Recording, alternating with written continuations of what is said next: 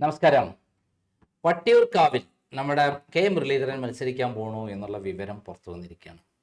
K Muraleedharan ആയിരുന്നു മുമ്പത്തെ അവിടുത്തെ MLA. അതിന് ശേഷമാണ് പ്രശാന്ത് വന്നത്. പ്രശാന്ത് തിരുവനന്തപുരം മേയറായിരിക്കുന്നത് സമയത്ത് ഉണ്ടാക്കിയ ഇമേജ് കാരണമാണ് അദ്ദേഹം പിന്നീട് വിജയിച്ചത്. വട്ടിയൂർക്കാവിൽ നിന്ന് പിന്നീട് കെ മുരളീധരൻ അവിടെ മാറ്റം ചെയ്തു.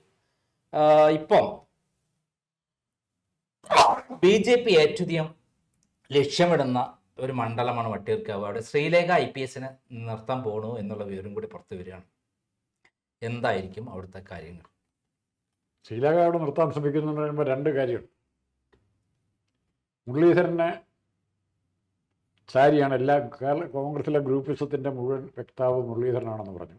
പക്ഷെ മുരളീധരൻ ആ രംഗത്തുനിന്ന് മാറി ഒറ്റയാനായിട്ട് നടക്കാൻ തുടങ്ങിയിട്ടും ഗ്രൂപ്പിസത്തിന് യാതൊരു ശമനമില്ല. അപ്പോൾ മുരളീധരനെ ഇല്ലാതാക്കുക എന്നുള്ള ടാർഗറ്റ് ചെയ്യുന്ന ഒത്തിരി ആൾക്കാർ ഇവിടെ ഉണ്ട്. മുരളീധരൻ്റെ വളർച്ച ഭയപ്പെടുന്നുണ്ട്. രാജമോഹൻ ഉണ്ണി തൊട്ട് താഴോട്ട് ഒത്തിരി പേര്. അപ്പോൾ ശ്രീലേഖയ്ക്ക് വരാൻ പറ്റുന്ന പ്രശ്നം, ശ്രീലേഖയെ മുരളീധരനോട് മത്സരിച്ച് തോക്കുന്ന ഇഷ്ടപ്പെടുന്ന BJP-ക്കാരുണ്ടെങ്കിലും ശ്രീലേഖയുടെ വളർച്ച, തിരുവനന്തപുരത്ത് ശ്രീലേഖയുടെ വളർച്ച ഇഷ്ടപ്പെടാത്ത BJP-ക്കാരാണ്. ഇപ്പോൾ VV രാജേഷ് മേയറാണ്.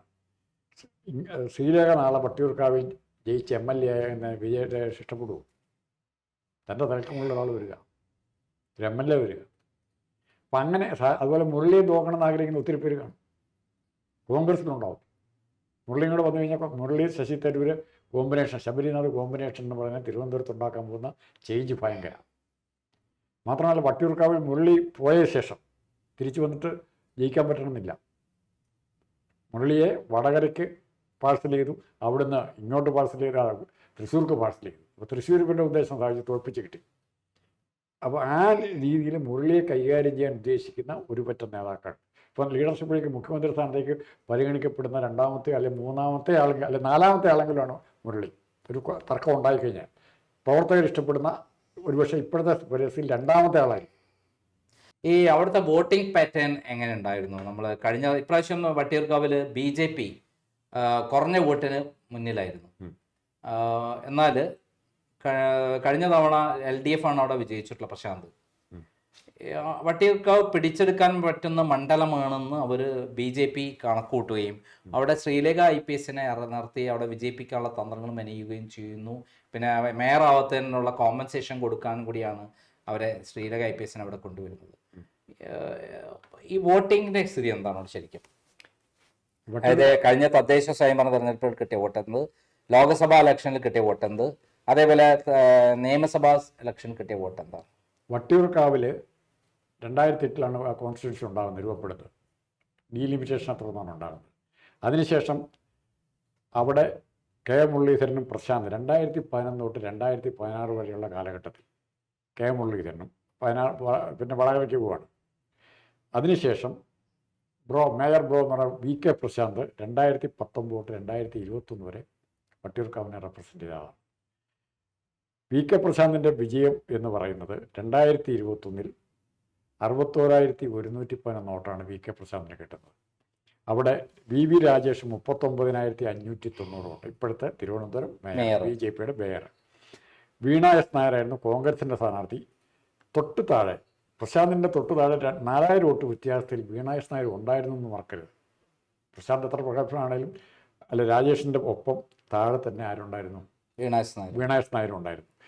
പേഴ്സണലി നമ്മൾ പറഞ്ഞിട്ട് കാര്യമില്ല. 2019 ആയപ്പോഴത്തേക്കും വീണ്ടും മോഹൻകുമാർ, കോൺഗ്രസിൻ്റെ മോഹൻകുമാർ 58% വോട്ട് നേടുന്നുണ്ട് 2019 ആയപ്പോഴേക്കും.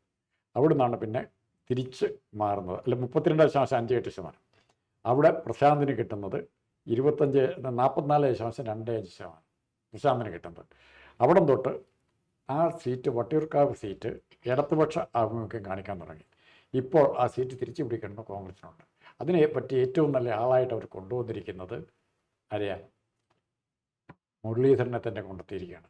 മുരളീധരനെ തോൽപ്പിക്കാനുള്ള രണ്ട് തരത്തിൽ വ്യാഖ്യാനിക്കുന്നുണ്ട്.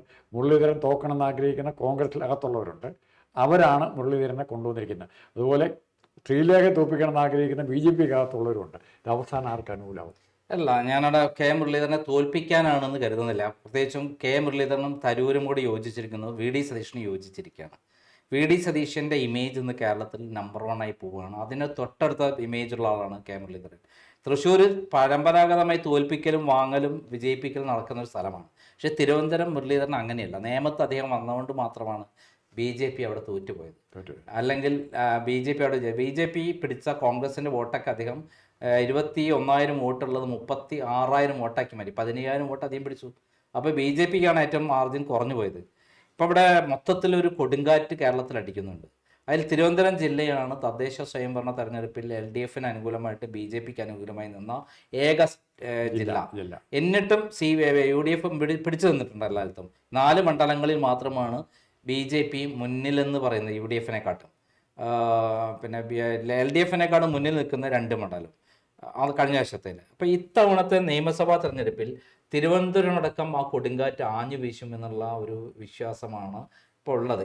കേരളത്തിൽ 14 ജില്ലകളിൽ 13 ജില്ലകളും തുല്യമോ അല്ലെങ്കിൽ ഏറ്റവും കൂടുതൽ മുൻപന്തിയിലോ ആണ് UDF. ഒരു ജില്ല മാത്രമാണ് പിന്നിലുള്ളത്, തൃശ്ശൂരും. അതേപോലെയാണ് തൃശ്ശൂരും. അപ്പം ഈ ജില്ലയെ സംബന്ധിച്ച് പറയുകയാണെങ്കിൽ മുരളീധരൻ, തരൂര്, VD സതീശൻ കൂട്ടുകെട്ട് ശബരിനാഥ് വരട്ടെ. ശബരിനാഥ് നമ്മുടെ കേരളത്തിലെ ഏറ്റവും ടോപ്പുള്ള ലീഡേഴ്സ് എന്നുള്ള രൂപത്തിൽ ഇപ്പം ഈ ജാഥ വന്നുകൊണ്ടിരിക്കുകയാണ്. ഇന്നലെ ഉണ്ടായിട്ടുള്ള നെന്മാറയിലും ആലത്തൂരിലുമുള്ള ജനക്കൂട്ടം കാണേണ്ടതാണ്. എന്നാൽ LDFന്റെ ജാഥയിൽ എറണാകുളത്ത് ജോസ് കെ മാണി പ്രസംഗിച്ച് ഒഴിഞ്ഞ സീറ്റാണുള്ളത്. ഞെട്ടിപ്പോകുന്ന രംഗമാണ്. ഒഴിഞ്ഞ സീറ്റിൽ നിന്നുകൊണ്ടാണ് പ്രസംഗിക്കുന്നത് അദ്ദേഹം. കലൂര് പോലുള്ള മാർക്സിസ്റ്റ് പാർട്ടിയുടെ പ്രധാനപ്പെട്ട സെന്ററിൽ ഒരു സ്വീകരണ ചടങ്ങിൽ ഇത്രയും ആളില്ലാതെ കിടക്കുന്നുണ്ടെങ്കിൽ കേരളത്തിലെ പിണറായി വിജയൻ പങ്കെടുക്കുന്ന ചടങ്ങിലും ഗോവിന്ദൻ പങ്കെടുക്കുന്ന ഇതേപോലെ തന്നെയാണ്.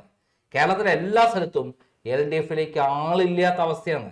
അതേസമയത്ത് VD സതീശൻ വരുന്ന വരവ് കണ്ടില്ലേ? സംഘടിപ്പിക്കേണ്ട ആളെ എവിടുന്ന് വരുന്നു എന്ന് അവർക്ക് തന്നെ അറിയില്ല.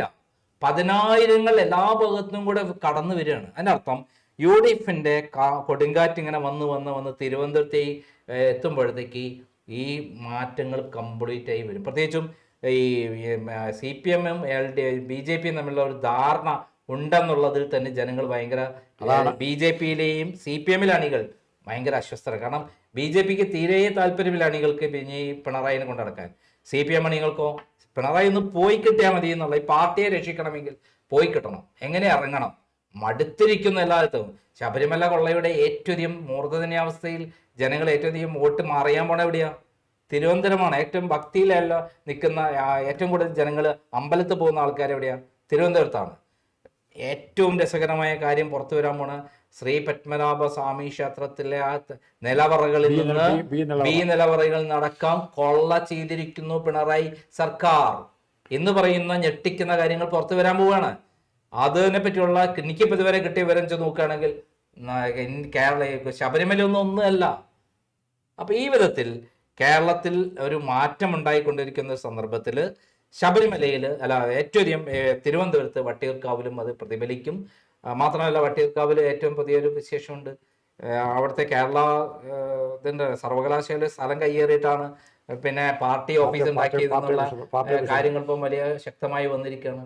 എല്ലാം കൊണ്ടും തിരുവനന്തപുരം വട്ടിയൂർക്കാവിൽ നല്ല ഭൂരിപക്ഷത്തിന് മുരളീധരൻ വിജയിക്കും. അതിനുള്ള ആംബിയറുള്ള ആളാണ്. പിന്നെ അവിടുത്തെ ജനങ്ങൾക്ക് മുരളീധരനെ ഇനി പരിചയപ്പെടുത്തി കൊടുക്കേണ്ട ആവശ്യമില്ല.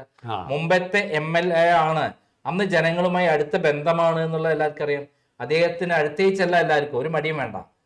പിണറായിന്റെ മാതിരി അഹങ്കാരമൊന്നുമില്ല, ആർക്ക് വേണമെങ്കിൽ അവിടെ കയറിച്ചെല്ലാം. ഇവിടെ നമുക്ക് അൺപ്രഡിക്റ്റബിൾ ആയിട്ടുള്ള ജില്ല ശരിക്കും തിരുവനന്തപുരമാണ്. തിരുവനന്തപുരം ഇടതുപക്ഷത്തിന്റെ കൂടെ നിൽക്കുന്ന ഒരു കണക്കൂട്ടലാണ് ആദ്യം കണക്ക് തുടങ്ങുന്നത്. പക്ഷെ ഇപ്പോൾ ഇന്നത്തെ സ്ഥിതി പറഞ്ഞാൽ ഉറപ്പായിട്ടും ഇടതുപക്ഷം പല കോൺസ്റ്റിറ്റ്യുവൻസിയിലും ജയിക്കുകയെന്ന് മാത്രമല്ല 3-ാം സ്ഥാനത്ത്. 58% ആളുകൾ എതിരാണെന്നുള്ളതാണ് ഇപ്പോൾ സർവേയിൽ വന്നത്. 56% ആളുകൾ എതിരാണെന്നുള്ളതാണ് കേന്ദ്ര സർവേയിൽ വന്നത്. 52% ആൾ എതിരാണെന്ന് NDTV സർവേയിൽ വന്നത്. ഇനി 58 എങ്ങോട്ടാ മുന്നോട്ടാ പോണത്? അല്ലെ VD സതീശൻ ഓരോ ദിവസം കൂടുമ്പോൾ മെച്ചപ്പെടുമ്പോൾ 37% ആളുകളെ പിന്തുണയുണ്ടെന്നാണ് കേന്ദ്രത്തിന്റെ ഇന്റലിജൻസ് ബ്യൂറോ പറയുന്നത്. അപ്പൊ അതിന്റെ അർത്ഥം ജനങ്ങൾ എതിരാണ്. ഇനിയിപ്പോ ഈ ജനങ്ങളെ 10,000 കോടി കൊണ്ടുകൊടുക്കുക പറഞ്ഞാലും ജനങ്ങൾ എതിരായി കഴിഞ്ഞു. ഇനി 1-2 മാസം കൊണ്ട് പിണറായി ഏപ്രിൽ ഇലക്ഷൻ ആകുമ്പോഴേക്കും ഒരു 65% എത്തും. കാരണം ഈ ശബരിമല കൊള്ളയുടെ വാർത്തകൾ അപ്പോഴും നിർത്താൻ പറ്റില്ല.